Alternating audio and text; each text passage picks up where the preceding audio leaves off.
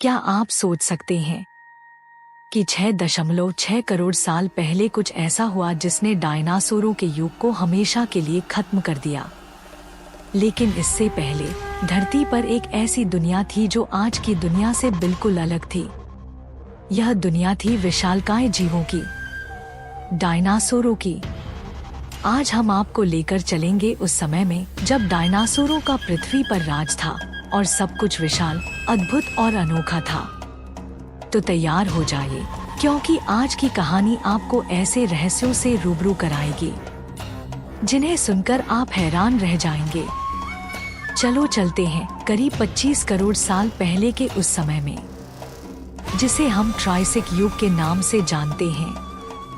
यह धरती पर डायनासोरों की शुरुआत का समय था, लेकिन तब डायनासोर नहीं बल्कि उनके पूर्वज थे।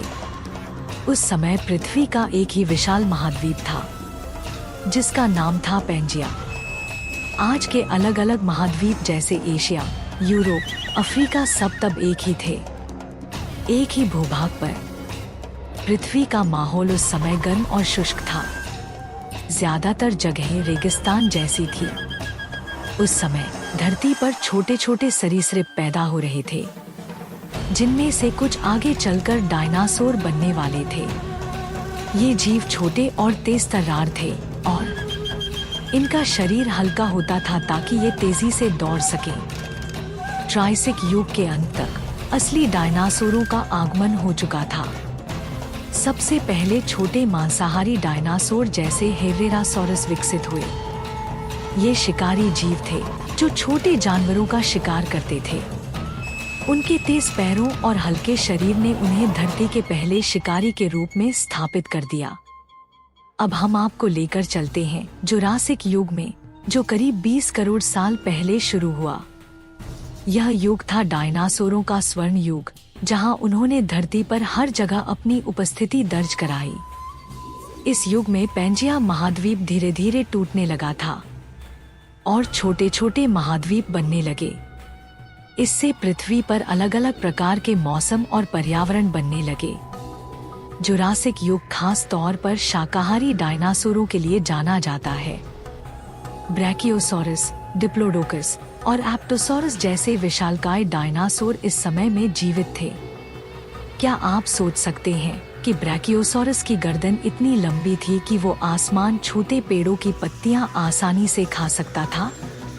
इनके लंबे शरीर ने इन्हें सबसे ऊंचे पेड़ों तक पहुंचने में मदद की, जो और कोई जानवर नहीं कर सकता था। लेकिन जहां शाकाहारी डायनासोर थे, वहीं उनके शिकारी भी थे। ओलोसॉरस और कार्नोटोरस जैसे मांसाहारी डायनासोर इस युग के सबसे खतरनाक शिकारी थे। इनकी तेज गति और ताकतवर जबड़े इन्हें उनके समय का सबसे भयानक शिकारी बनाते थे।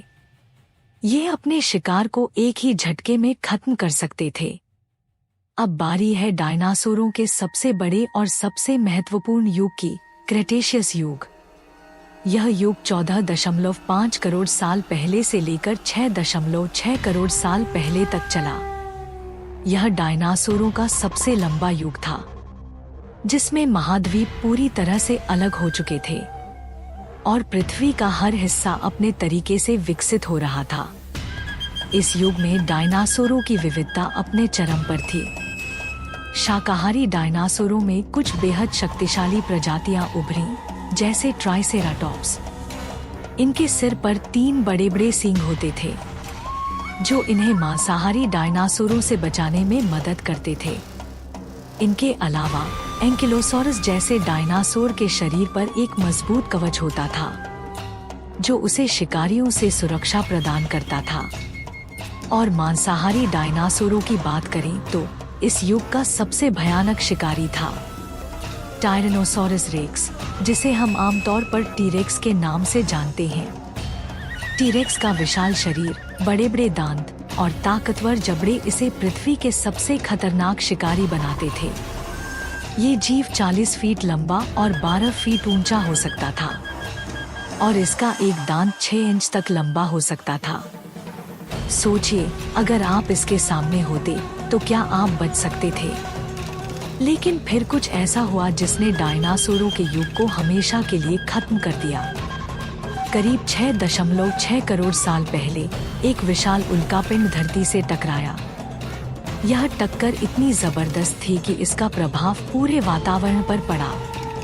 आग और धूल के गुबार ने सूर्य की किरणों को धरती तक पहुंचने से रोक दिया। इससे धरती का तापमान गिर गया और चारों ओर अंधकार छा गया। यह घटना डायनासोरों के लिए घातक साबित हुई। शाकाहारी डायनासोरों को पर्याप्त भोजन नहीं मिला और धीरे धीरे मांसाहारी डायनासोर भी विलुप्त होने लगे। इसके अलावा उल्कापिंड के टकराने के बाद भूकंप, ज्वालामुखी विस्फोट और सुनामी जैसी प्राकृतिक आपदाओं ने भी पृथ्वी के वातावरण को और कठिन बना दिया। नतीजतन डायनासोरों का युग समाप्त हो गया। लेकिन डायनासोरों का अंत पूरी तरह से नहीं हुआ। आज भी उनके वंशज हमारे साथ है। जी हाँ, पक्षी। क्या आप जानते हैं कि पक्षियों को डायनासोरों के आधुनिक वंशज माना जाता है? दरअसल डायनासोरों के कुछ छोटे पंखों वाले पूर्वज थे, जो धीरे धीरे पक्षियों में विकसित हुए। डायनासोरों की हड्डियां और जीवाश्म आज भी वैज्ञानिकों को उनके बारे में नई जानकारी जुटाने में मदद करते हैं। आज भी वैज्ञानिक नई नई खोजें कर रहे हैं और हमें डायनासोरों के जीवन के बारे में और भी रोमांचक जानकारियां मिल रही हैं। तो यह थी डायनासोरों की कहानी, एक ऐसी कहानी जो हमें यह सिखाती है कि पृथ्वी पर जीवन कितना अद्भुत और अप्रत्याशित हो सकता है। डायनासोरों का युग खत्म हो गया, लेकिन उनकी विरासत आज भी हमारे बीच जिंदा है। अगर आपको यह कहानी रोमांचक लगी तो जुड़े रहिए, क्योंकि हमारे पास और भी अद्भुत कहानियां हैं जो आपको हैरान कर देंगी।